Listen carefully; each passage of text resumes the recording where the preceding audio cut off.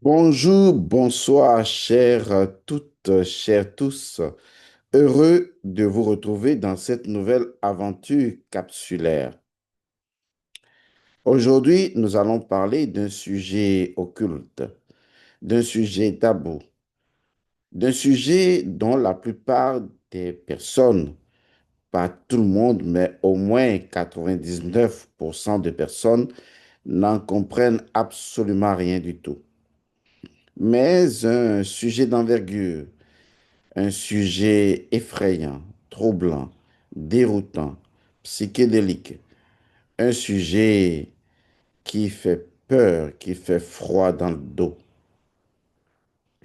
Le vrai problème des êtres humains, des gens, c'est le refus de la connaissance.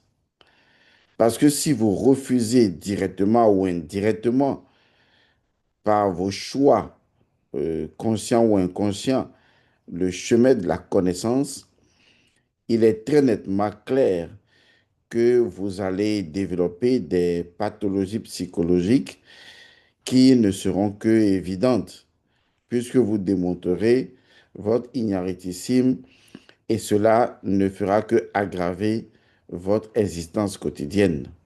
La connaissance, même si elle a souvent des circonvolutions effrayantes, la connaissance doit être acquise. On doit atteindre l'éveillé. On doit atteindre l'œil de russe. On doit acquérir comme duty ou duty la vraie connaissance. N'ayez peur d'aucune forme de connaissance. Parce que je vais vous dire une chose. Une personne comme moi peut être considérée comme quelqu'un de dangereux. Mais je ne suis un danger pour personne. Quand je dis peut être considéré comme une personne dangereuse, c'est comme un praticien des arts martiaux. C'est une personne qui connaît les points vitaux, qui a la pratique de la maîtrise des connaissances, de l'art martial ou des arts martiaux multiples certainement, et qui est en mesure de porter un coup fatal qui peut tuer quelqu'un d'une seule prise, qui peut nuire en fait, mais qui ne le fait pas. On a d'excellents maîtres d'arts martiaux qui sont experts dans leur domaine, qui ont acquis des connaissances incroyables, mais qui ne font du mal à personne. Pourtant, ces personnes sont potentiellement dangereuses. Je voudrais attirer votre attention sur le fait que on peut être potentiellement dangereux sans être un danger pour qui que ce soit.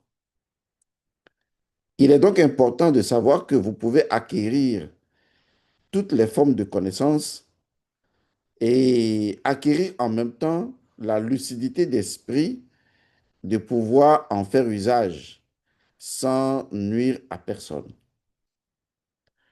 Je peux vous assurer qu'il y a des personnes du monde entier ou des gens de partout qui me demandent des fois des choses que je ne peux avouer ici, des choses que je considère horribles, parce que ces personnes ont des problèmes et ces personnes veulent de façon radicale utiliser des méthodes radicales pour faire certaines choses de façon radicale. Vous avez compris à demi-mot. Mais je ne le fais pas, tout simplement parce que au-delà de la connaissance, il y a la sagesse. Je fais preuve de sagesse profonde en faisant la lecture des choses et j'amène chaque personne à sa responsabilité, à sa souveraineté et il en décidera par lui-même. Je voudrais donc attirer votre attention sur le fait que vous devez rechercher la connaissance, quelle qu'elle soit, mais cela ne veut pas dire forcément que vous serez une personne mauvaise.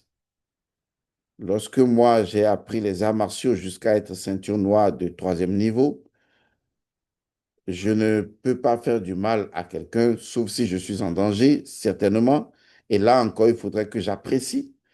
Vous voyez, quand vous avez un grand pouvoir, vous avez vraiment une grande responsabilité et vous avez plus de lucidité. Les gens pourraient vous voir en disant, oui, mais pourquoi il ne fait pas ceci? Pourquoi il ne fait pas cela?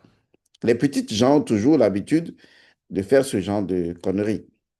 Mais vous, parce que vous êtes à un niveau méta, vous êtes sage. Vous laissez passer des choses parfois intolérables parce que vous en mesurez, je vais dire, euh, la situation dans son envergure, vous la mesurez. Vous mesurez également les conséquences que pourrait produire un certain nombre de décisions que vous prendriez parce que vous êtes à un niveau plus prononcé, plus important. La magie noire existe et tout spirituel compétent peut également faire preuve de l'utilisation de magie noire. Si vous maîtrisez la magie de façon générale, eh bien, vous maîtrisez la magie noire. Parce que la magie noire n'est que l'utilisation des lois de la magie, mais ce qui va changer, c'est la perspective, c'est l'orientation, c'est la vision, c'est l'intention, c'est la motivation, c'est l'éthique, c'est la morale. C'est un ensemble de données qui vont juste en changer la vibration, en changer la nature énergétique, en changer tout simplement la fréquence. Je vous parle de façon BA basique pour que votre esprit puisse comprendre. Mais en gros, s'il y a de la magie, si la magie existe, la Yeka, qui est la magie isiaque, si elle existe, alors la magie noire existe. On pourrait qualifier une autre forme de magie blanche, si vous voulez, ou de magie bénéfique, ou de magie divine, quelles que soient les formes de magie. Mais pour faire simple, on dira tout simplement qu'il y a une forme de magie qui est caractéristique de nuisance et il y a une autre forme de magie qui est caractéristique naturellement de bien-être, de guérison et de porteur de vitalité, d'espoir, de constructivité et d'évolution. Mais pourquoi aujourd'hui je m'intéresse à la magie noire? Je m'intéresse à la magie noire parce que, en tant que monsieur principe premier, vous ne posez pas la bonne ou les bonnes questions. La questionologie fait encore défaut dans votre vie. Parce que l'une des questions essentielles pourrait être pourquoi la magie noire est la magie noire?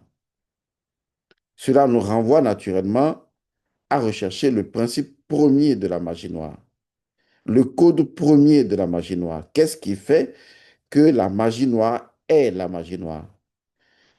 Parce que si la nature nous fait vivre la nécessité existentielle de la magie noire, c'est que la magie noire possède son propre principe premier, ce qui fait de la magie noire une nécessité dans le tout.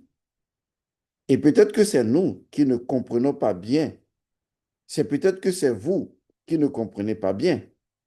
Peut-être que ceux qui ne viennent pas à la connaissance ne comprennent pas bien quelle est la nature fondamentale de la magie noire. Vous savez, souvent, on accuse les choses parce que c'est l'éducation. On vous a déjà appris à reconnaître, selon vous, malheureusement, ce qu'est le bien et ce qu'est le mal. En fait, c'est ce que vous croyez. Même si le bien est souvent camouflé et que le mal se déguise en bien. Oui, vous, on vous fait croire que vous connaissez ce qu'est le bien et ce qu'est le mal et vous appuyez sur ça pour dire, pour réfléchir et donc pour construire votre personnalité psychique. Et donc, quand une fois on vous parle de magie noire, vous ne voulez même pas prendre le temps d'y réfléchir, de poser la bonne question en disant, par exemple, Oui, mais quel est le principe premier de la magie noire? Parce que si je connaissais le principe premier de la magie noire, si je savais pourquoi la magie noire est la magie noire, cela veut dire qu'en fait, je suis en train de détenir la solution de la magie noire. Je comprends la magie noire, son origine, sa source. Et certainement, je pourrais, non pas forcément en faire usage, mais je pourrais justement, d'une manière ou d'une autre, affaiblir son effet sur moi ou tout simplement rendre impossible les effets de la magie noire sur ma personne. Laissez-moi vous dire qu'il y a des personnes, vous pouvez disposer de n'importe quelle magie noire, vous ne pouvez pas les atteindre. Il y a des personnes comme ça. Ça peut venir de leur lignée de sang, ça peut venir de leur karma, ça peut venir de leur nature intrinsèque, c'est-à-dire du pôle énergétique sur lequel ils sont nés. Et quel que soit ce que vous faites, vous ne pouvez pas leur faire du mal. Vous ne pouvez pas, en tant que magicien noir, les atteindre. Tous ceux qui sont spécialistes dans ce domaine vous diront à un moment donné, à la phase d'une consultation, et vous savez, telle personne, non, cette personne, on ne peut pas le nuire. Ou on ne peut pas la nuire, on ne peut pas lui faire du mal. Parce que sa nature ne permet pas de lui faire du mal. J'ai parlé récemment de la tortue.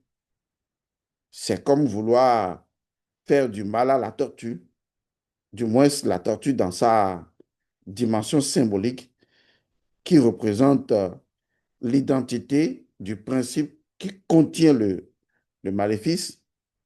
C'est comme vouloir faire du mal au mal. C'est comme vouloir c'est comme vouloir maudire la malédiction, ce qui est incongru. Il y a des gens comme ça, vous pouvez tout faire, vous ne pouvez pas leur faire du mal, c'est ainsi, c'est comme ça. Cela dépend du pôle sur lequel ils sont nés. Par contre, il y a d'autres personnes à qui vous pouvez facilement faire du mal en magie noire. Ces personnes peuvent facilement se faire elles-mêmes du mal en magie noire, ne serait-ce que par peur. Ce sont des personnes souvent très fragiles spirituellement. Ce sont des personnes dont la nature est compatible à cette forme de nuisance magique. Et vous aurez la majorité de personnes qui se trouvent au milieu, des personnes qui peuvent se défendre et qu'on peut soit attaquer ou qu'on peut ne pas attaquer, qui peuvent riposter ou peuvent tenter de se protéger. Il y a des gens comme ça. Mais ce qui est important à savoir, c'est de revenir quand même en tant que quêteur que vous êtes de la vérité ultime, c'est de revenir à la questionologie et de savoir pourquoi la magie noire existe-t-elle? Pourquoi la magie noire est la magie noire? Il est vrai que, comme je vous l'ai annoncé dans les capsules précédentes, je suis en train de préparer Rafeza 2025 et je peux vous dire que ceci sera un élément de Rafeza 2025 pour que je vous explique quel est le principe fondateur de la magie noire. Vous en avez besoin pour pouvoir préparer votre énergie à la base pour que vous soyez ce que j'appelle un pôle qui annihile automatiquement, qui annule automatiquement toute possibilité de nuisance de magie noire. Mais pour comprendre le fondement de la magie noire, il faut remonter dans les mythes, légendes, surtout de notre spiritualité ancestrale dans l'Égypte antique. Retenez bien ceci. Vous ne pouvez pas dissocier la magie noire de ce que l'Égyptien appelle l'Amdouat, c'est-à-dire le monde souterrain. Vous ne pouvez pas dissocier la magie noire de cet univers. La magie noire a une raison d'être. Et sa raison d'être fait que le dieu Ré lui-même a été victime de magie noire. Et que le dieu Ré a tout le temps été victime de magie noire. Parce que le dieu Ré doit faire son passage dans le monde souterrain. Et tout ce qui se passe dans le monde souterrain est un ensemble abracadabrantesque d'éléments de magie noire qui attaquent la bague de Ré, qui attaquent le dieu Ré, et pourtant, il arrive toujours à la victoire du soleil levant, qui représente également le dieu Horus, si vous voulez. Je voudrais vous dire par là que la magie noire a son existence de fait, a son existence de droit. Et s'il n'y a pas de magie noire, eh bien, il n'y aurait absolument pas d'initiation ni d'épreuve. Parce que tout cela est corrélé ensemble. Maintenant, il y a des gens qui font le choix d'être magicien noir et de ne faire que nuire. C'est leur choix. Et on ne peut pas refuser à quelqu'un de faire le choix d'être magicien noir. Mais le problème, ce n'est pas ce que lui, il choisit d'être. Ce n'est pas ce que lui, il choisit de faire contre vous. Ce n'est pas le plus important. Le plus important, c'est ce que vous, vous choisissez d'être. C'est votre position qui est importante. Il y a des individus très naïfs qui viennent dans mon cabinet, qui disent, oui, on m'attaque, on fait de la magie noire contre moi. Pourquoi les hommes sont comme ça? Les gens sont mauvais. Normalement, on ne devrait pas, ça ne devrait pas exister dans la vie. Mouf. Sur le plan spirituel, vous ne pouvez pas empêcher les personnes de faire le choix de la magie noire. Que les gens appartiennent à votre famille ou pas, vous n'avez aucune autorité là-dessus, vous n'avez aucun pouvoir là-dessus.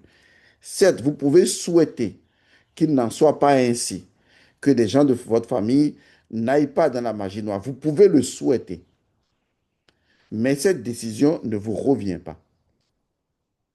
Mais la seule décision qui vous revient, c'est celle qui concerne votre propre vie spirituelle. Même si vous ne pouvez pas empêcher les autres d'aller vers la magie noire, vous pouvez vous préparer, avoir les connaissances fondamentales pour votre propre élévation spirituelle et surtout votre connaissance des stratégies de la magie noire pour pouvoir annihiler les éléments de magie noire. C'est une question de choix. Mais le fait de souhaiter ou de critiquer ou d'être fâché contre les autres parce qu'ils font preuve de magie noire, ce n'est pas la solution. Et ça, je vous le dis tout de suite. Donc, arrêtez de jouer les victimes et choisissez d'être responsable de votre vie. Car le problème, ce n'est pas que les autres sont forts en magie noire, mais plutôt pourquoi vous, vous avez choisi d'être faible. Parce que si vous choisissez d'être faible, même si les autres sont faibles, vous les verrez forts. Mais si vous choisissez d'être fort et que les autres même semblent forts, parce que vous êtes encore plus fort, toujours plus fort, alors vous les verrez faibles. C'est une question de rapport de force. Et l'esprit est toujours associé à la force. Et ce que vous devriez savoir, c'est que la lumière l'emporte toujours sur les forces obscures. Et ça, c'est une évidence qui positionne le dieu Ré, qui positionne Haru ou Horus dans Horus l'Ancien, qui fait que le logos prime toujours sur l'obscurité. Donc, vous avez déjà cette victoire qui est déjà latente en vous. Tout ce que vous avez à faire, c'est de suivre le chemin de la connaissance et de vous rendre indispensable à vous-même, pas aux autres, à vous-même. Arrêtez d'être naïf en vous croisant les bras, en allant à la religion et en priant pour que les choses aillent mieux. Non, vous devez aller vers les connaissances occultes, détenir les clés de la magie et faire des pratiques pour pouvoir contrebalancer les forces maléfiques. Si vous ne le faites pas, eh bien, vous direz que les autres sont forts, non pas parce qu'ils sont réellement forts, mais simplement parce que vous êtes faible. Mais lorsqu'on entre dans l'énergie de la magie noire, on se rend compte que, en fait, la magie noire a une très grande faiblesse. Et cette faiblesse, elle est connue même des magiciens noirs, mais ceux qui ne pratiquent pas la magie noire ne connaissent pas cette faiblesse-là. C'est une faiblesse inhérente à la magie noire elle-même, qui provient de la nature même de la magie noire. En réalité, je vais vous le dire de façon très basique, même si vous ne comprenez pas tout de suite. La magie noire est fondamentalement incapable de nuisance. Oui, en fait, vous allez me dire que c'est contre-intuitif. Quand on dit magie noire, c'est justement pour nuire. Mais comment vous pouvez dire que la magie noire, fondamentalement, essentiellement, est incapable de nuisance? Oui, c'est vrai. Et je vais vous dire une chose, même si vous ne comprenez pas tout de suite, ce n'est pas grave. Un jour viendra où vous comprendrez que la magie noire, quelle qu'elle soit, toute forme de magie noire, est intrinsèquement, donc quand je dis intrinsèquement, c'est lié à sa nature, à la nature propre de la magie noire. Et je le dis, c'est parce que vous ne connaissez pas le principe premier, le code premier de la magie noire. Ce qui est intrinsèque à la magie noire, qui est fondamental à la magie noire, qui en constitue son principe premier et qui fait que la magie noire est la magie noire, nous dit, nous qui sommes connaisseurs de la magie et de la magie noire, je vous assure que la magie noire est fondamentalement, intrinsèquement, essentiellement, primordialement incapable de nuisance. La magie noire ne peut pas nuire. En fait, à la base, fondamentalement, elle ne peut pas nuire. Elle est incapable de nuisance. Malheureusement, elle acquiert la capacité de nuisance, non pas par elle-même, puisque essentiellement, fondamentalement, elle est incapable de nuisance, mais elle acquiert cette capacité de nuisance, non pas véritablement aux sorciers ou aux magiciens noirs, mais par votre propre fait, à vous. Oui, tout ce que je dis peut ne pas être compris. C'est la raison pour laquelle je vous disais tantôt qu'il y a des gens, fondamentalement, vous ne pouvez pas leur nuire. C'est leur énergie qui est comme ça, c'est comme ça. Vous pouvez faire toute forme de magie noire, vous ne pouvez pas leur nuire. Parce qu'ils ont une énergie qui fréquence comme l'énergie de la tortue et qui fait que, comme la magie noire intrinsèquement est incapable de nuisance, ils se sont retrouvés à ce niveau dimensionnel où leur énergie est, je vais dire, est compatible à l'incapacité de nuisance de la magie noire et par conséquent, la magie noire ne peut pas leur nuire.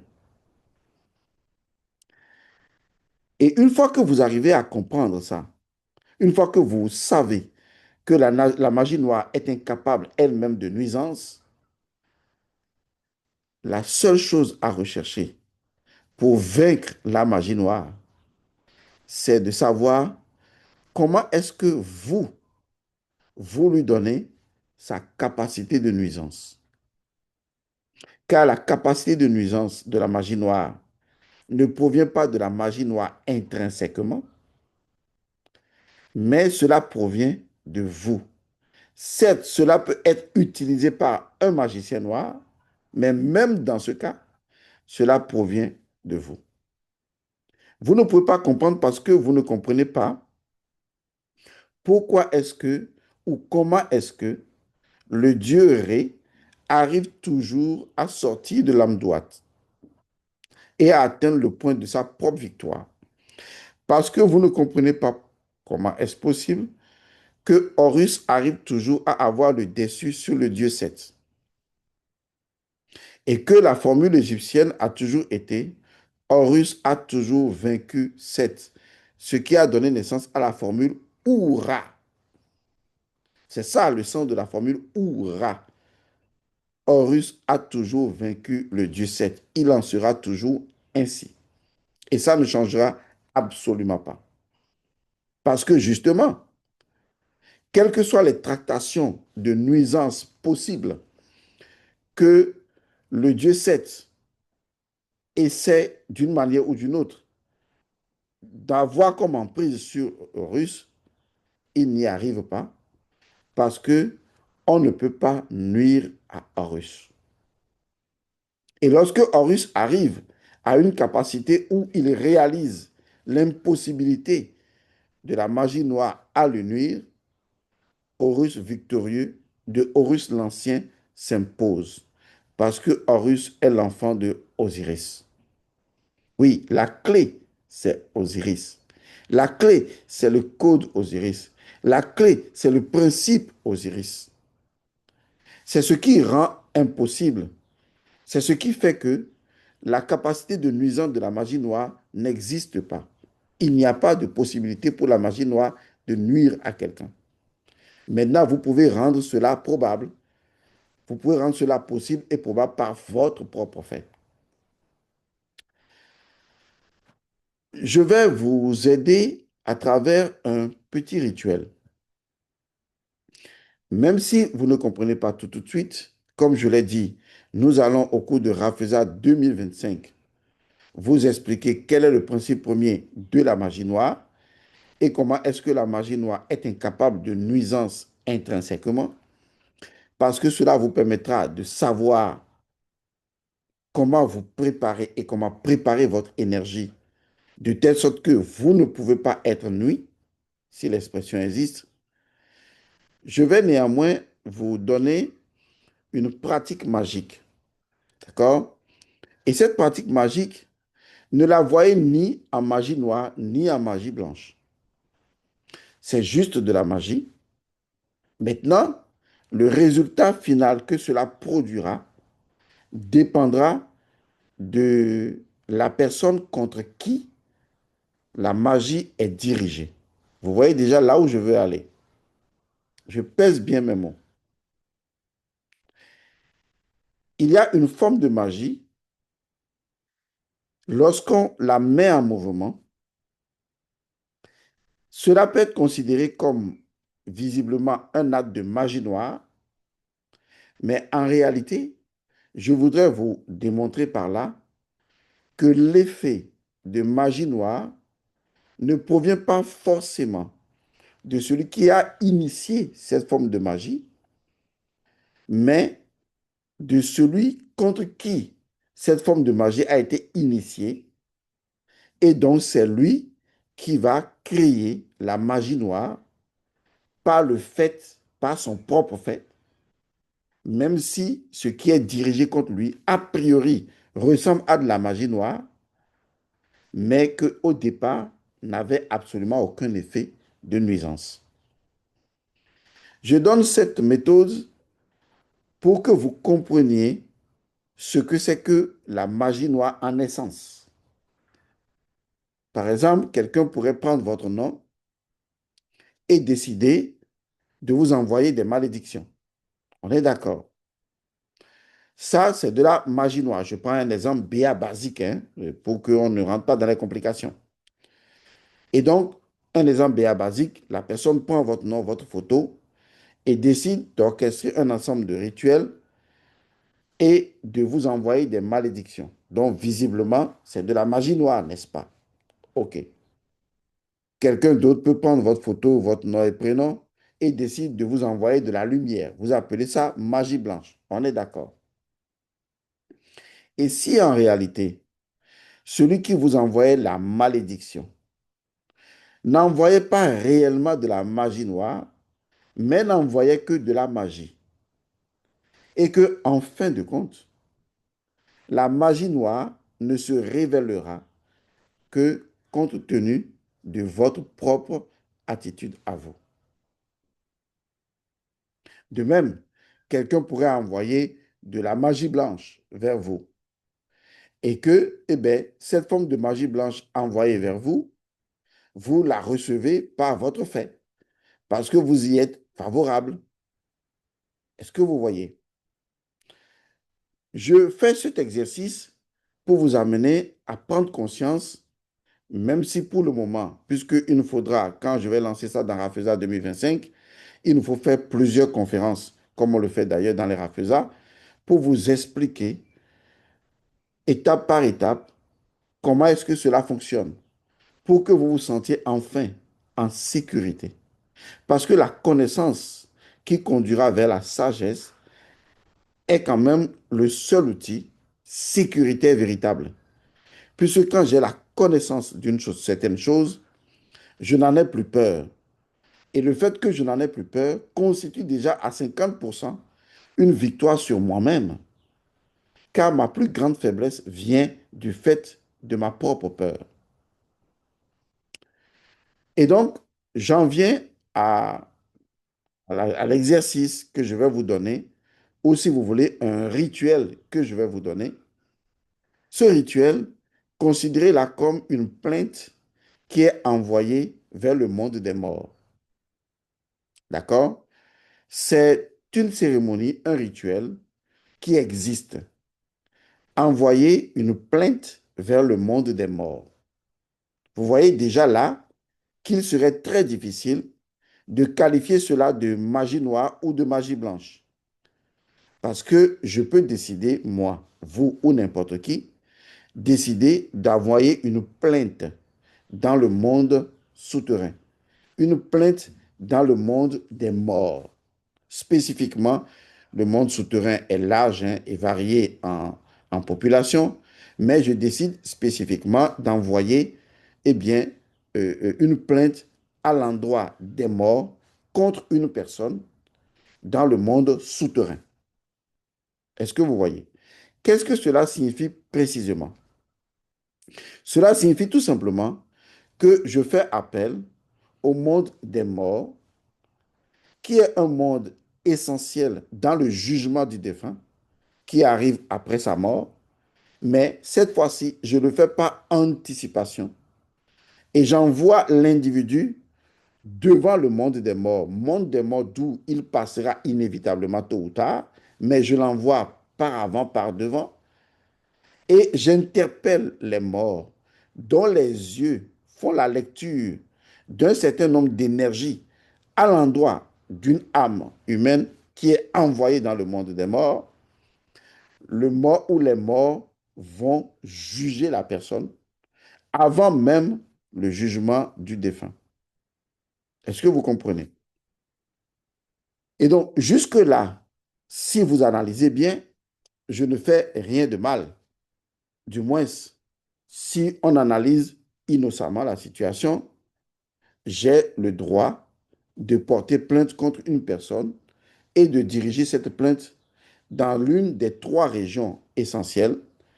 Je peux diriger ma plainte vers le monde humain, je peux diriger ma plainte vers le monde céleste, je peux aussi diriger ma plainte vers le monde souterrain.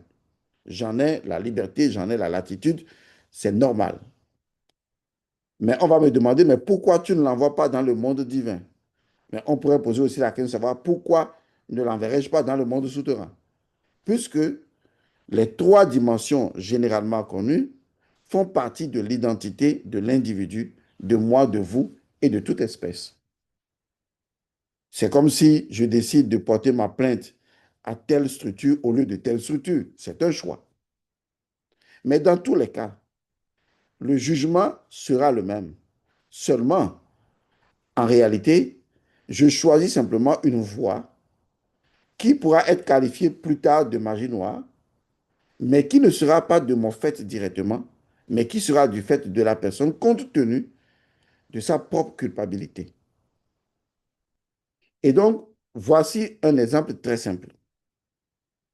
C'est un exemple qui a été utilisé contre un avocat, et ça, je vous le dis clairement, parce qu'il a pris part dans, vous savez, souvent certains avocats sont très malhonnêtes.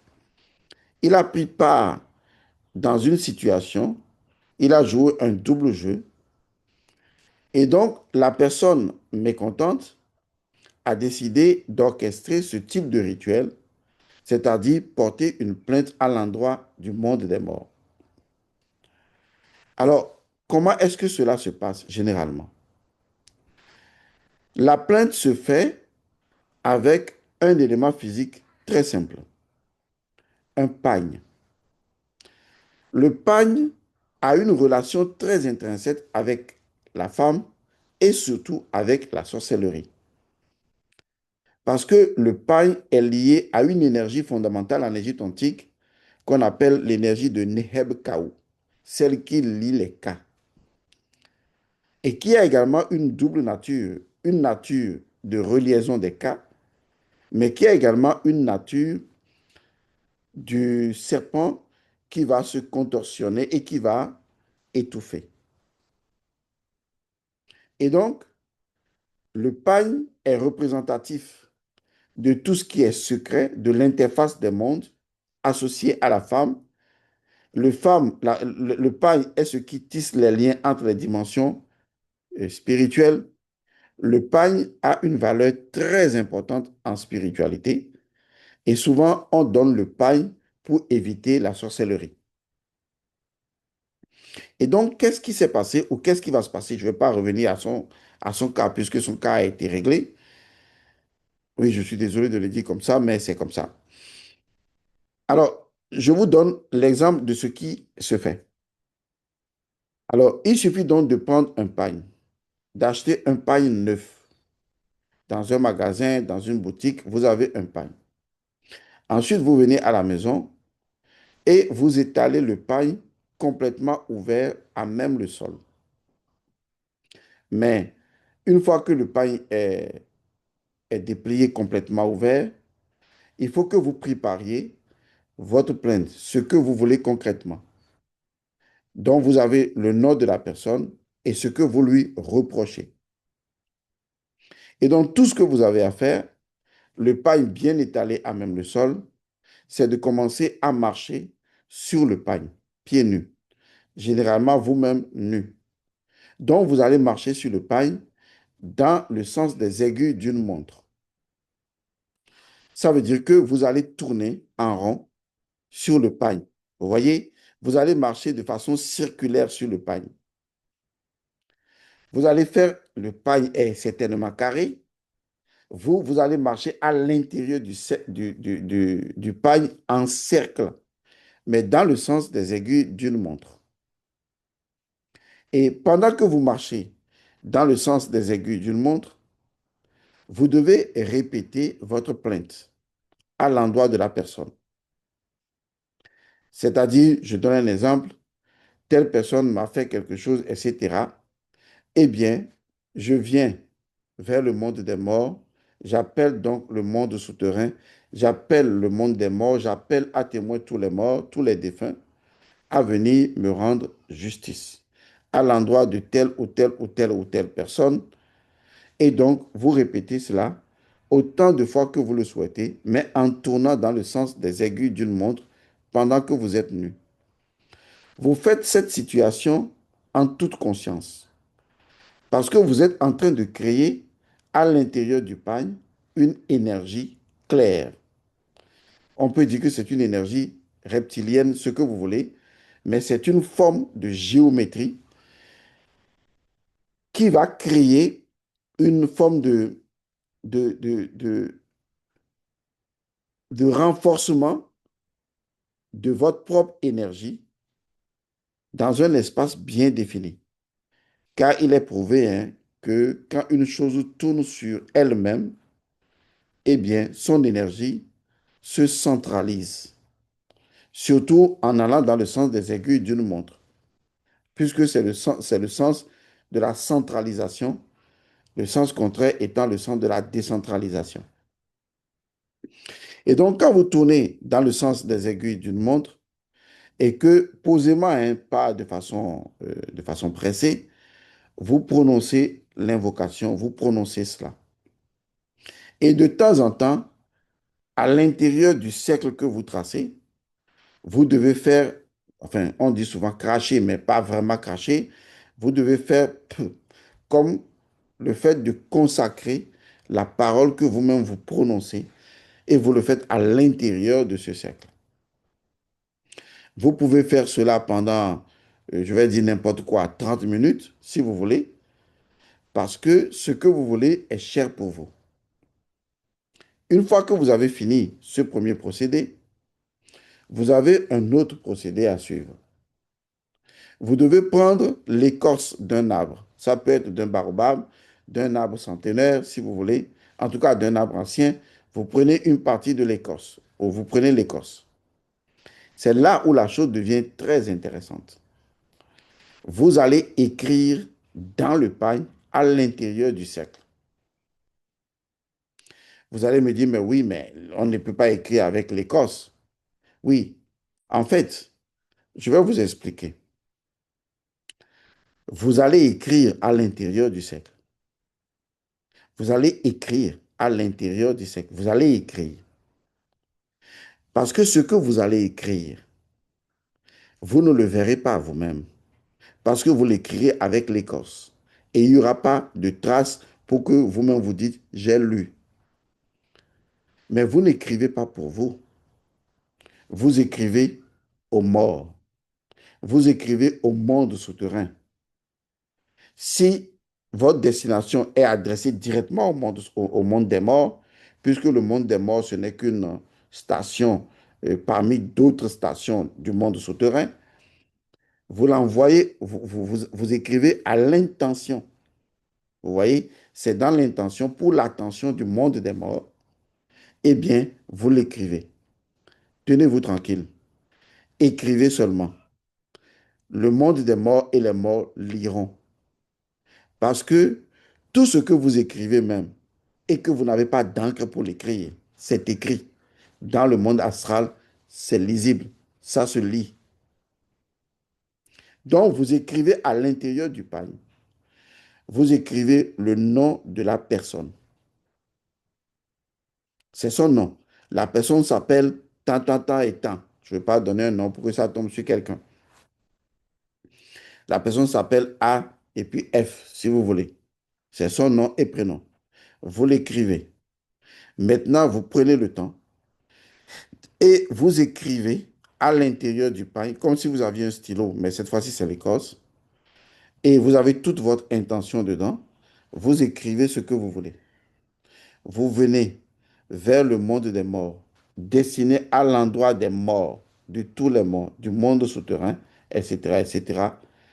Vous venez leur soumettre cet individu qui a tant, tant, tant, tant, tant, tant, tant, tant, tant et tant. Vous écrivez tout ça. Vous écrivez. Vous écrivez. Vous prenez le temps d'écrire, de résumer la situation. De toute façon, vous avez fait l'essence, le premier élément en tournant, au cours duquel vous avez posé votre problème, raconté votre histoire. Et là, vous l'écrivez, vous laissez une écriture, et jusqu'à la fin, vous l'écrivez enfin. Et à la fin, en bas, votre signature, c'est une phrase. Et la phrase est la suivante. Je suis innocent. C'est très important de mettre cette phrase, de mettre je suis innocent. C'est important de mettre cette phrase. Je vous l'expliquerai quand on sera dans Rafeza et je vous dirai pourquoi. Et quand vous faites cela, maintenant, la dernière étape, c'est de plier, n'est-ce pas, le pain. Mais tenez-vous bien, vous devez bien plier le pain. Vous pouvez le plier du bas vers le haut, du haut vers le bas, de droite vers la gauche, de gauche vers la droite, peu importe. Mais vous pouvez plier ça également de façon diagonale, si vous voulez. Quelle que soit la forme que vous décidez, cela importe peu. Mais ce qui est important, c'est que vous ne pouvez pas le plier comme on range un pain en carré. Non. Vous devez plier cela pour que cela forme un peu comme un serpent, c'est-à-dire quelque chose de long, si vous voulez. Mais on dit serpent. Et vous allez prendre ça et vous allez retourner le pain, c'est-à-dire que vous allez faire un genre de, comment devrais-je dire ça? Je vais prendre ceci pour que vous voyez un peu ce que je veux dire. Donc, vous avez là peut-être le pain qui était ouvert. Un instant. Non, je vais prendre plutôt ceci. Ça va traduire. Vous voyez, je prends juste une corde hein, de téléphone, vous voyez, et finalement, j'ai roulé le paille. Vous savez comment nos mamans roulent les pailles pour attacher sur la tête, là.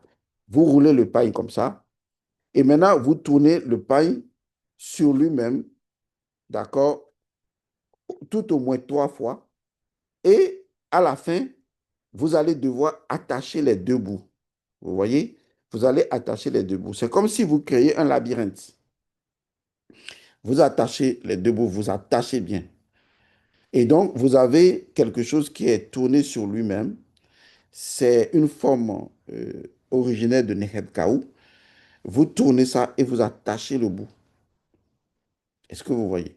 Vous regardez que jusque-là, il est vrai que il n'y a pas eu votre sang qui a été ajouté au pain. On est d'accord.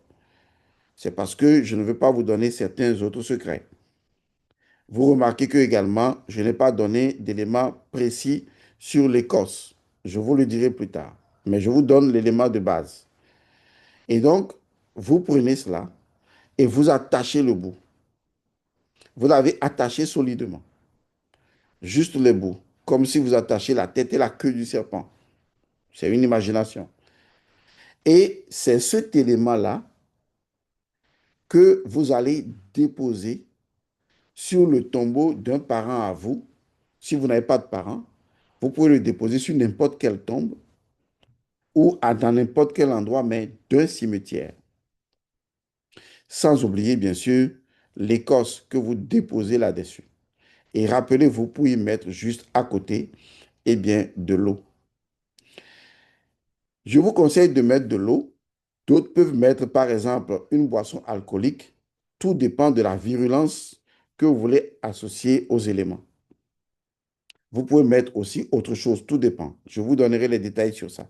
L'essentiel, c'est que ce colis-là, vous allez le déposer simplement au cimetière, sur une tombe, et vous mettez un verre d'eau ou un petit bol d'eau. C'est tout ce que vous avez à faire. Et vous allez laisser cela se produire. Vous voyez, à l'analyse de ce que je viens d'exprimer, en fait, fondamentalement, on pourrait dire, les esprits limités pourraient dire, c'est de la magie noire. Et les gens ne donneraient que seul argument que vous allez au cimetière, ce qui est très restrictif. Mais en fait, est-ce que c'est vraiment de la magie noire? Parce que moi, j'ai porté une plainte à un univers qui est de droit, qui existe dans la nature. Comme je peux aller porter une plainte auprès d'un arbre. Oui, ça existe. Comme je peux porter une plainte à une rivière. Ça existe. Vous voyez? Mais l'élément final, c'est l'individu contre qui la plainte est portée. Il peut s'en sortir. Tout dépend de justement lui-même son innocence.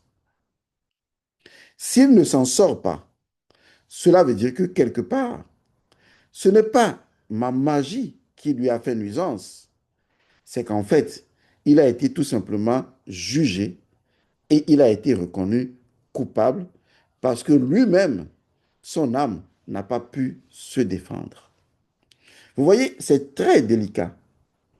C'est pourquoi je suis en train de vous dire que pour comprendre la magie noire, il faut comprendre le principe premier de la magie noire et savoir que, au fond, intrinsèquement, la magie noire est incapable de nuisance et que la capacité de nuisance de la magie noire, certes, peut venir de celui qui exerce la magie noire et non de la magie noire elle-même intrinsèquement, mais cela vient en grande partie de celui contre qui la magie noire est dirigée. Mais pour ça, il faut comprendre ce qui fait le principe premier de la magie noire, c'est-à-dire pourquoi la magie noire est la magie noire et en fait son modus operandi qui rend la magie noire intrinsèquement incapable de nuisance et que des protocoles qui sont exercés en son nom peuvent justement produire des effets de destruction incroyables, mais cela est du fait d'un autre facteur, à savoir l'individu contre qui cela est dirigé. J'espère que vous saurez faire preuve de sagesse avec ce que je viens de partager avec vous, sachant que je ne vous ai donné que le basique de ce qui est à faire, mais je vous assure, ce rituel, ça marche, car un pagne qui est donné au monde des morts, pour que ce pagne se retrouve dans le monde où il doit se retrouver, où se tissent les destins des choses, alors vous verrez que autant on peut tisser une chose, on peut également délier un certain nombre de choses. On verra tout cela beaucoup plus tard. Je vous remercie. Je voudrais également vous annoncer deux grandes bonnes nouvelles. La première bonne nouvelle, c'est qu'à partir de l'année prochaine, de l'année 2026, nous allons ouvrir ce que j'appelle la maison des enfants. Il est temps que nous donnions à nos enfants les fondamentales de base de la spiritualité ancestrale et endogène. Et donc, il y aura à chaque période de fin d'année scolaire, donc à chaque période de vacances, nous allons ouvrir ce que j'appelle la maison des enfants. Au cours de la maison des enfants, qui sera un peu comme une université pour enfants, nous allons enseigner à vos enfants, d'un certain âge à un certain âge, bien sûr, qu'on va vous définir, nous allons enseigner à vos enfants les bases fondamentales de la spiritualité ancestrale et endogène. Donc, vous pourriez, si vous êtes à l'étranger, pendant cette période-là, nous vous la donnerons cette période-là, mais ce sera à la période des vacances, eh bien, les enfants pourront se déplacer pour venir dans cette maison des enfants, de l'université des enfants, et nous allons leur enseigner deux choses. D'abord, la théorie qui est associée, n'est-ce pas, à la spiritualité ancestrale et endogène, et les pratiques élémentaires que, à leur âge, vos enfants pourraient eux-mêmes faire, surtout pour être dans leur propre identitaire africain. Donc, ce programme va commencer en 2026. La deuxième grande bonne nouvelle, c'est que chaque année, et cela va commencer certainement en 2026 également, nous allons choisir une période. Cette période sera une période qui va se retrouver vers la fin du solstice d'été. Et c'est une période qui aura lieu certainement dans le mois de juillet. Et au cours de cette période, chaque année, nous allons organiser ce que j'appelle la maison des ancêtres. Il s'agira donc de rendre honneur à tous vos ancêtres. C'est un rituel, un grand rituel qui sera orchestré pour honorer tous vos ancêtres, où que vous soyez, quel que soit l'endroit où vous vous trouvez. Je vous expliquerai le modus operandi et avant cette période-là, vous allez tous m'envoyer vos ancêtres. Je vous dirai comment le faire et je vais organiser ici au Togo ou au Bénin. On peut le faire même à l'étranger, tout dépendra du pays qu'on va choisir. Un grand événement où vous serez invités ou d'autres seront invités. Nous allons faire cela dans ce que j'appelle la maison des ancêtres. Il s'agira d'honorer tous nos ancêtres de toutes nos traditions africaines tant que vous allez décider, famille par famille, de m'envoyer vos ancêtres. Je vous dirai quelle est la signature que vous m'enverrez et je vais organiser un grand rituel pour l'éveil de tous nos ancêtres. Il est temps que les choses se mettent en œuvre. Au TEP à vous.